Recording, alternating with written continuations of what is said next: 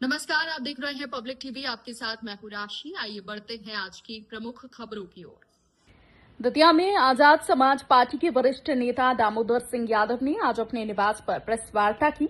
पत्रकारों से चर्चा में बताया कि जातिगत जनगणना के विरोध में भी उन्होंने तीखा बयान दिया। उन्होंने साफ कहा कि दलित पिछड़ा समाज और ओबीसी को 27% आरक्षण नहीं बल्कि उनका हक 52% है और इसे भीख नहीं अधिकार बताया।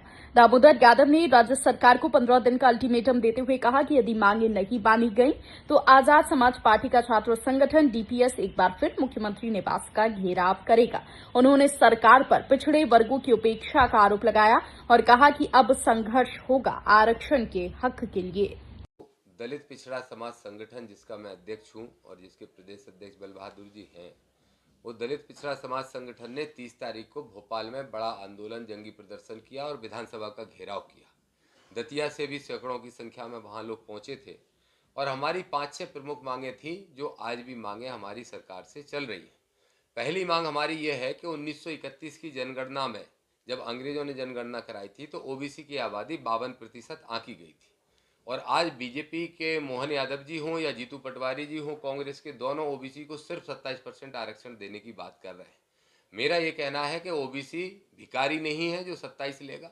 अगर हमारी आबादी 52 थी और 52 से ज़्यादा आज है तो हमें कम से कम 52% आरक्षण मध्य प्रदेश की सरकार दे। ओबीसी को पहली मांग है। ग्वालियर में आप सबने सुना होगा, एक मामला बहुत विवादित हो गया। ग्वालियर हाईकोर्ट परिसर में बाबा साहब डॉक्टर अम्बेडकर की स्टेच्यू लगाने का जो मामला है, हमारी मांग है कि वर्ग संघर्ष की स्थिति ग्वालियर चंबल में ना बने, इसलिए मध्य प्रदेश की सरकार हर हाल में बाबा साहब की स्टेच्यू तत्काल प्रभाव से लगवाए।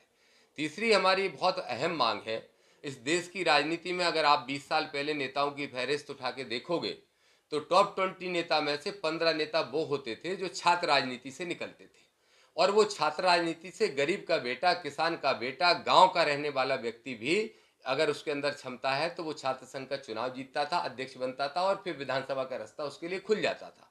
बड़े नेताओं के पुत्र ही नेता बनते रहे या बड़े दलों की चमचागिरी करने वाले लोग ही नेता बनते रहे, इसलिए छात्र संघ के चुनाव मध्य प्रदेश की सरकार ने बंद करा दिए।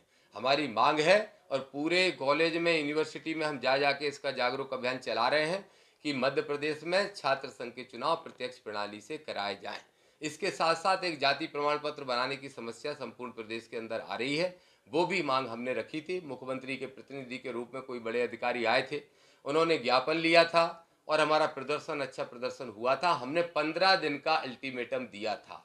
आज चूंकि मैं अपने गृह जिले में आया हूं, आप सब हमारे गृह जिले के जागरूक पत्रकार साथियों हो, तो आपसे फिर मैं आपके बीच में ही ये घोषणा करने जा रहा हूं, बाद में भोपाल में प्रेस करूंगा कि अगर अगले 15 दिन के अंदर, मोहन यादव जी को पुनः आपके माध्यम से अल्टीमेटम दे रहा हूं कि अगर 15-20 दिन के अंदर हमारी मांगों पर विचार करके उनको नहीं माना गया तो अब की बार, अभी हजारों पहुंचे थे, अब दलित पिछड़ा समाज संगठन डीपीएसएस के 1 लाख कार्यकर्ता भोपाल में पहुंचेंगे, उन पीड़ित लोगों के साथ, उन किसानों के साथ जिनकी भिंड में जमीनें छीन ली गई हैं, इन किसानों के साथ, नौजवानों के साथ, छात्रों के साथ, महिलाओं के साथ, और फिर से हम विधानसभा का घेराव करने जा रहे हैं। ये हमारी मुख्य मांग है। इसके साथ विधायक जी के एक फोन पे शायद सीएमएचओ ने वहां से एक